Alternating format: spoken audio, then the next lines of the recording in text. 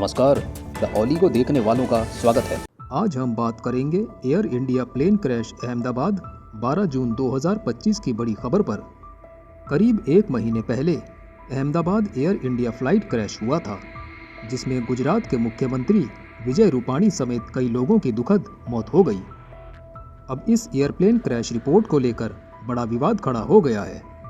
सरकार की agency AAIB ने जो रिपोर्ट 12 जुलाई को जारी की, उसमें साफ लिखा गया कि इस प्लेन क्रैश में कोई टेक्निकल फेलियर नहीं था, बल्कि यह एक ह्यूमन एरर यानी पायलट की गलती की वजह से हुआ।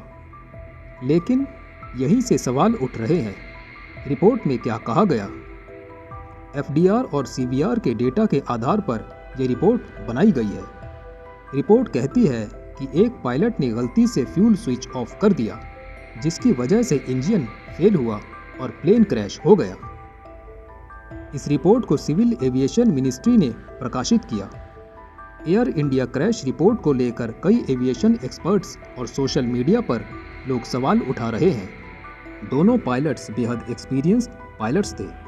क्या इतने अनुभव के बाद वे इतनी बड़ी गलती कर सकते हैं?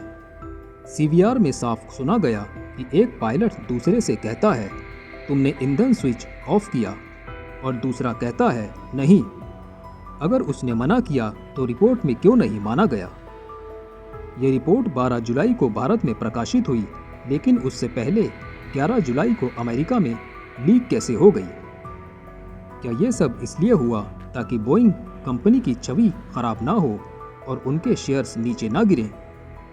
अरविंद भदौरिया सर और कई एविएशन एक्सपर्ट्स का मानना है कि असली सच्चाई यह है कि यह टेक्निकल फेलियर था, लेकिन रिपोर्ट को ह्यूमन एरर दिखाकर बोइंग को बचाया गया।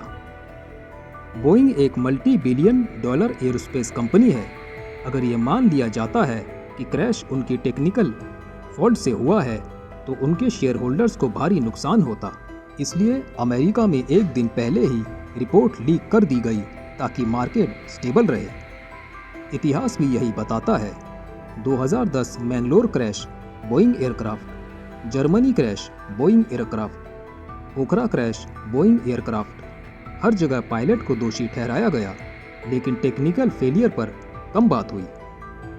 रिपोर्ट पर सवाल उठ रहे हैं कि शायद पायलट्स को बदनाम करके बोइंग को बचाने की कोशिश की जा रही है। दोनों पायलट्स की अब गवाही संभव नहीं है, क्योंकि वे इस हादसे में शहीद हो गए। एक्सपर्ट्स का मानना है कि ये रिपोर्ट पूरी तरह से निष्पक्ष नहीं है और भ्रष्टाचार, बड़ी कंपनियां और राजनीतिक दबाव का नतीजा हो सकती है। एयर इंडिया क्रैश 2025 की रिपोर्ट ने कई सवाल खड़े कर दिए हैं। क्या सच में ये ह्यूमन एरर था, या फिर टेक्निकल फेलियर और बोइंग की जिम्मेदारी छुपाई जा रही है?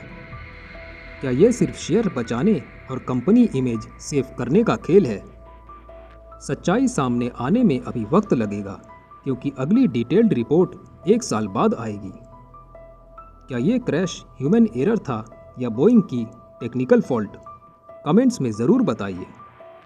आपका कीमती समय देने के लिए धन्यवाद।